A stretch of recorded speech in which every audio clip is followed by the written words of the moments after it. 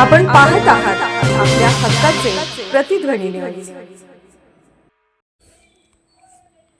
जाधव, वनखंडे, दुर्वे, चौधरी यांना प्रभागात वाढता पाठिंबा. मिरज शहरातील प्रभाग क्रमांक 3 मधून राष्ट्रवादी काँग्रेस, अजित पवार गट आणि शिवसेना शिंदे गट यांच्या संयुक्त पॅनलने निवडणूक रिंगणात जोरदार प्रवेश केला आहे.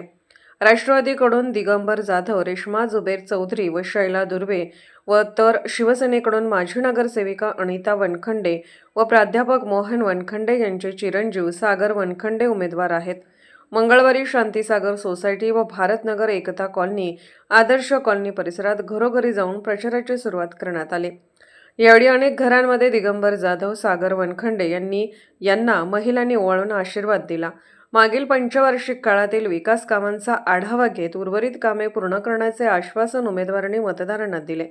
या परिसरातील मतदारांचा चांगला पाठिंबा राष्ट्रवादीवर शिवसेनेच्या उमेदवारांना मिळत असल्याचे दिसून आले.